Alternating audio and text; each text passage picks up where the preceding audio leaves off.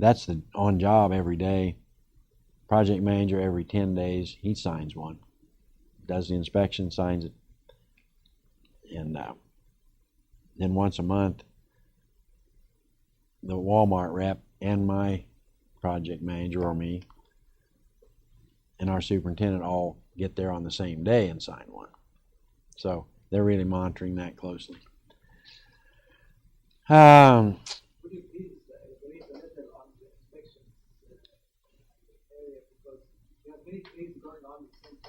Yeah. And you have many entities that inspect the work.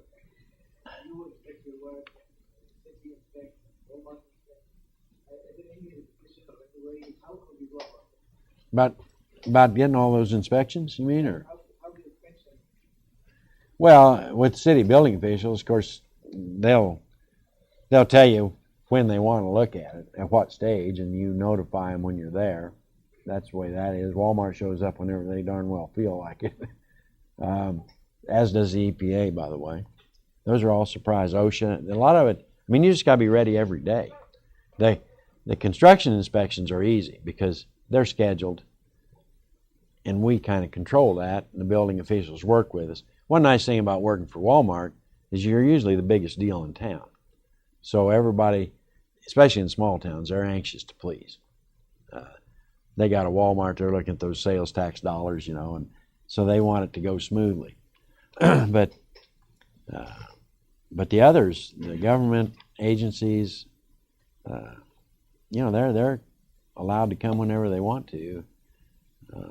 So it's kind of a matter of you've got to be ready every day.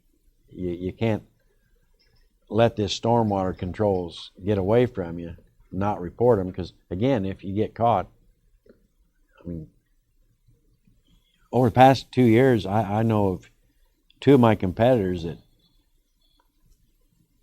what they would do is fail to make a report or do one and not really, they'd give a report but not really do the inspection, and then got caught and then just compounded it by trying to make excuses that Walmart fired them, and both of them have since gone out of business. And these are big companies, bigger than mine. But it's so I take all that stuff real serious. And part of it too is with this $400,000 I'm telling you we spend on it, we put it in the budget. They bought it, we owe it to them. And I explain that to my guys. Some of it's silly, putting the Jiffy John in a tray. I mean, but we bid it. They're paying for it. Do it. It's a deal. That was our deal. We want this. Okay, it's that much, so we owe it to them. And that's just business, and again, keeping your word, even though it's written. There's a question about decrease of work ethic among my employees. In my employees, no. My employees have a great work ethic. Out amongst the subcontractors, see, we really don't have construction workers, if you will, anymore. It's just it's not cost effective to haul a bunch of guys from Sullivan to Marshfield, Missouri, which is from me to you from Springfield, Missouri. So we subcontract everything. I think probably, yeah, they have a lot of trouble with it. You folks are all young, but I mean, you're an exception. You're here in college. You've picked a business that's not easy because we got to do it out in the weather. An analogy I gave the class this morning: if Walmart could sell their stuff out in an open field, that's what they do. These buildings are expensive. Well, you can't because it's going to rain and snow. Well, maybe a tent. That'd be the next cheapest thing. That didn't work either. So these buildings are just a bother to them. The retail part of that business rules Walmart. It isn't the construction department. So that's something that you always want to kind of remember if you get in this business. The goal of whoever you're working for was not to build a building. It was to do whatever it is they do, make widgets, sell buckets if you're Walmart. That's their goal. It's not to build that building. They're incidental to what they do. It's just a necessary evil. So you kind of got to be aware of your place in the grand scheme of things. To us, that's the goal. Colcon's job is to build buildings. But we need a client that needs a building. We need to remember that wasn't he didn't build it because he wanted to. He built it because he had to do his business. So. Now, this is real important, you guys being seniors. Job opportunities. Jill asks when we hire somebody, what are you looking for? At my place, because we're small, you get hired there, you're probably going to talk to me at some point. I've got a right-hand man.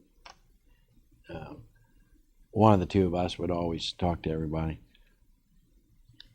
And one of the very first things we're interested in is just your attitude. I like people that are ambitious. I like to know a little bit about your personal goals and a little bit about your background. I'm really not real concerned about your grades. I mean, I like to see decent grades, but I'm more impressed by just the fact you made it through, because I know you know how to persevere. Things you learn here are, because you never learn exactly what you need to know to work for somebody, but you do learn to be an organized thinker. You learn where to go to find answers when you don't know them already, which if you didn't learn it in class. I like people that are more interested in that would ask me, rather than how much are you going to pay me, how much opportunity do I have here?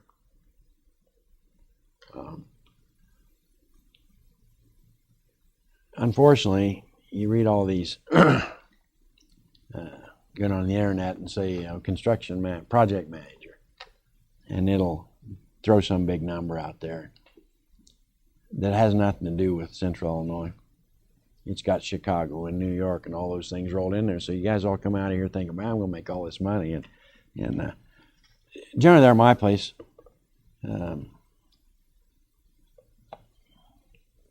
We've been kind of looking at around $30,000 a year for a starting out.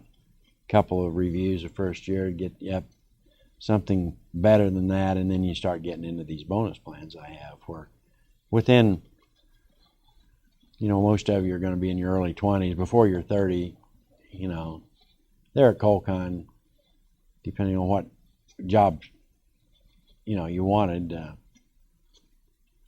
upwards of $60,000, and it's kind of the sky's the limit.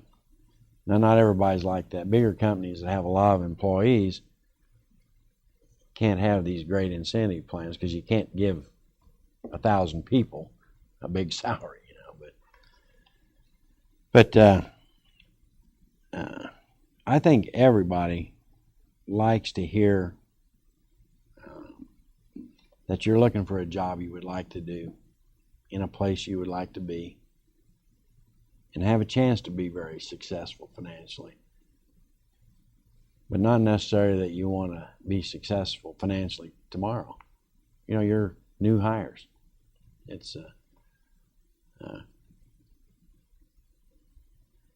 some of it comes across, you'll get kids that are real well prepared for you. And they'll say, well, how can I contribute to the company?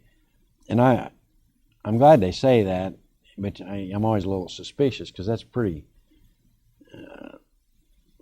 far thinking for a young person,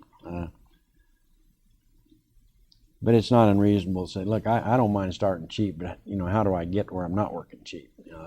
That's a real important question, and I think that's a good approach to take with any employer. We don't know anything about you really. We're just got our fingers crossed, So, in a rare occasion, I've hired a few sons and daughters of friends where I sort of knew how they'd been raised, and they've all turned out great, But generally, any employer really doesn't know a lot about you, so we don't want to spend a fortune finding out about you. If you're good, we'll spend a fortune keeping you.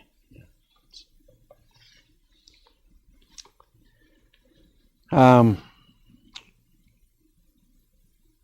couple times we've gotten a pinch. I've hired some experienced older guys that might have been carpenters or maybe have a little bit of education. Anymore, as much as possible, I like to hire young people.